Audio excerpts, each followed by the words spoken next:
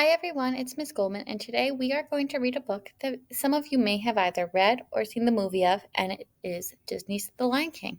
So, my Mouseketeers, put on your listening ears, get ready to sit and relax as we read The Lion King. The Lion King. Adapted by Catherine Collins. As the African sun peeked over the horizon, the animals of the savannah gathered at Pride Rock to honor King Mufasa and Queen Sarabi's newborn lion cub, Simba. The proud parents had just welcomed the tiny cub to the great circle of life. Rafiki, a wise baboon, presented the future king to the savannah. The animals cheered and stamped their feet in approval. Scar, Mufasa's brother, didn't attend the ceremony. Scar had been next in line to rule until Simba was born. He wanted to get rid of the young cub so he could be king. Life's not fair, is it? Scar complained to a mouse he was about to eat. Just then, Mufasa's advisor Zazu flew by. King Mufasa's on his way, he announced. Mufasa was not happy that Scar was absent from the celebration. Sarabi and I didn't see you at the presentation of Simba, said the king. As Mufasa's brother, Scar should have been first to greet the cub. Scar shrugged and told the king that he forgot. Then he walked back to his den. Don't turn your back on me, Scar, said Mufasa. Perhaps you shouldn't turn your back on me, Scar warned.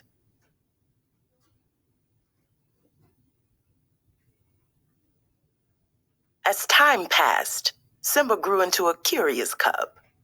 Mufasa had promised to teach him about being king, so one morning he took Simba to the top of Pride Rock. Look, Simba, said Mufasa, everything the light touches is our kingdom. But he cautioned his son never to go beyond the boundaries of the kingdom.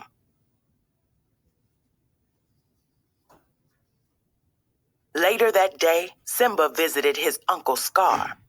My dad just showed me the whole kingdom, and I'm going to rule it all, he said excitedly.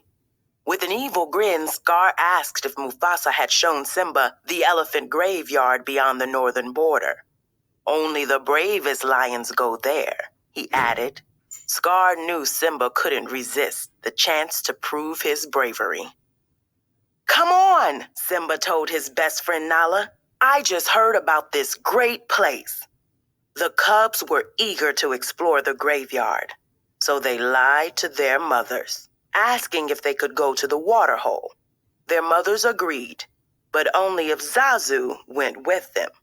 Once they were in the savannah, Simba and Nala ditched Zazu. As they neared the graveyard, the friends laughed and pounced on each other before tumbling into a dark ravine filled with bones and elephant skulls. Dark mist covered the ground. Simba and Nala cautiously walked toward an enormous skull. We could get in big trouble, Nala whispered. Zazu, who had been searching for the cubs, knew they were in terrible danger. As soon as he found them, 3 hyenas emerged from the shadows and backed them into a corner. We'd love you to stick around for dinner, said Shinzi, the leader of the trio. Simba, Nala, and Zazu ran for it, but the hyenas caught Zazu, so Simba ran back to help him. Why don't you pick on somebody your own size? Simba said in his bravest voice. Without hesitation, the hyenas charged after Simba and Nala. The cubs were no match for the hyenas. Just when it looked like they were done for, Mufasa arrived and saved them. The frightened hyenas quickly ran away.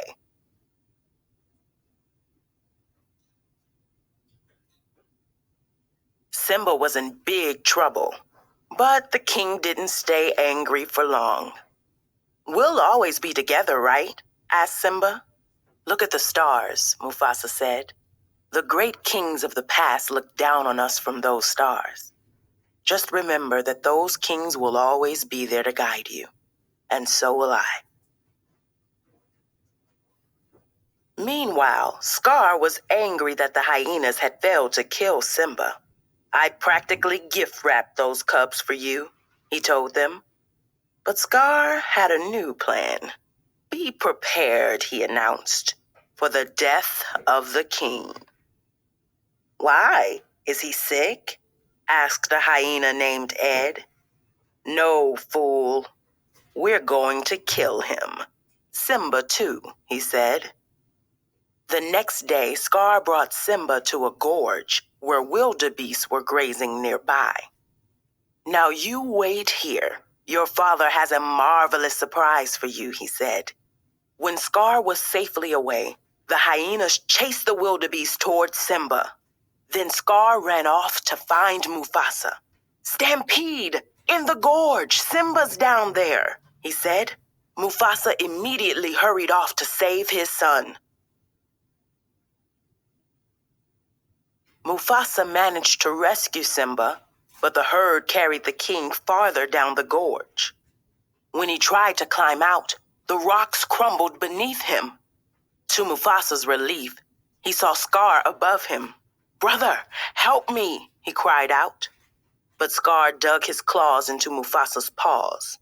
"Long live the king," he whispered, before throwing his brother back into the gorge.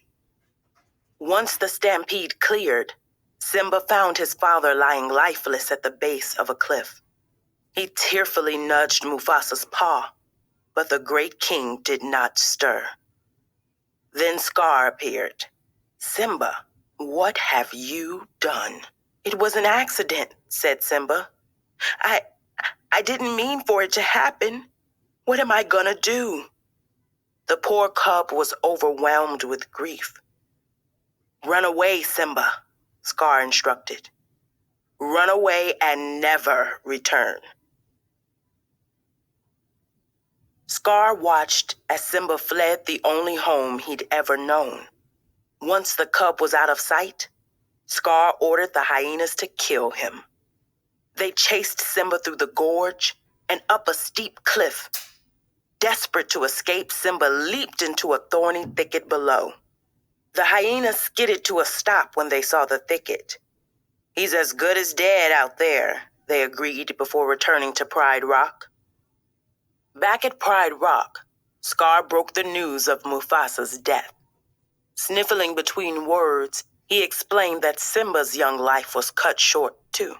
"It is with a heavy heart that I assume the throne," he said, before declaring he would rule alongside the hyenas. The lions hung their heads as King Scar ascended Pride Rock. Simba ran and ran until he couldn't run anymore. Exhausted, he fainted under the heat of the desert sun, where a meerkat named Timon and a warthog named Pumbaa found him.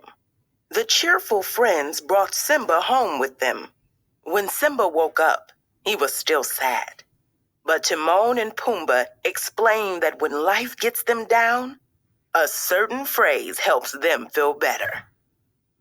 "Repeat after me," said Timon before clearing his throat. "Hakuna Matata." Simba didn't understand, so Pumbaa explained. "It means no worries." Simba liked this motto and his new friend's carefree lifestyle, so he decided to stay with them in the jungle.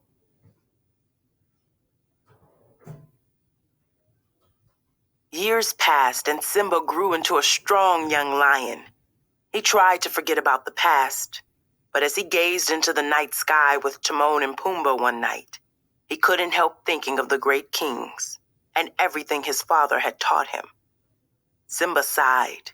He didn't know where he belonged in the great circle of life. One day, as Timon and Pumbaa strolled through the jungle, a lioness attacked Pumbaa.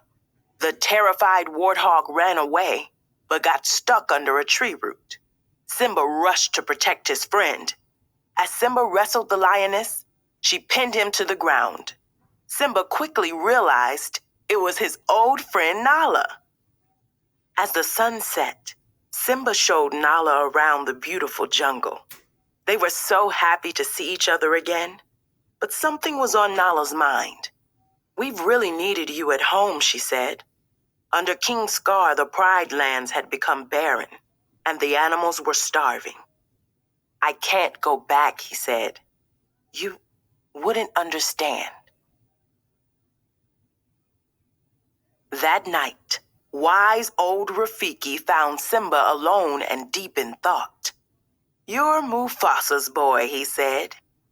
"He's alive, and I'll show him to you." Curious, Simba followed Rafiki to the edge of a stream. As he looked into the water, his reflection changed shape and became the face of Mufasa. "You see, he lives in you," said the baboon.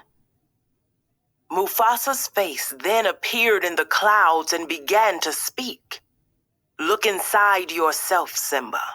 You are my son and the one true king." The clouds faded away and Simba knew what he had to do. "I'm going back," he told Rafiki, and immediately set off for Pride Rock. When Simba reached the kingdom, he couldn't believe his eyes. The once bountiful land was now dry and barren. Just then, Nala, Timon, and Pumbaa ran up behind him. Rafiki had told them that Simba had returned home, and they all wanted to help their friend reclaim the throne. "At your service, my liege," said Pumbaa. While Simba searched for Scar, Timon and Pumbaa distracted the hyenas. Simba soon found the false king arguing with his mother, and when Simba saw Scar strike her, he let out an angry roar and lunged at his uncle. "Simba, I'm a little surprised to see you." "Alive," said Scar, eyeing the hyenas. "The choice is yours, Scar," said Simba. "Either step down or fight." Scar wouldn't give up the throne that easily, so he backed Simba over the edge of Pride Rock. With his nephew dangling below, Scar whispered into Simba's ear, "I killed Mufasa." Anger rushed through Simba's body. With a mighty roar, he climbed over the edge and pinned Scar to the ground. "Tell them the truth," he cried out. Reluctantly, Scar admitted to the animals of the Pride Lands that it was he who had killed Mufasa. Victorious, Simba ordered Scar to leave the kingdom. But when Simba turned his back, Scar attacked him again. With a swipe of his powerful paw, Simba knocked his uncle over the edge, where a pack of hungry hyenas was waiting.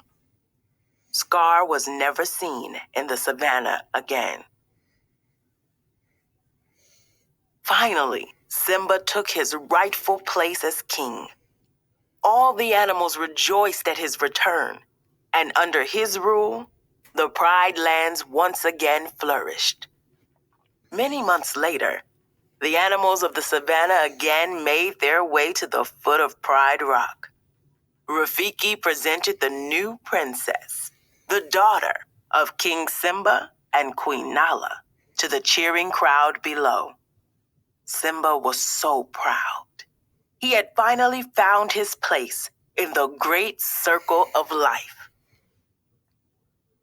So, my Mouseketeers, I hope you enjoyed this book. If you did, you can read this book again on Reading IQ or watch this video again. Remember to stay smart, to go for the gold, and I'll see you soon. Happy readings. Bye.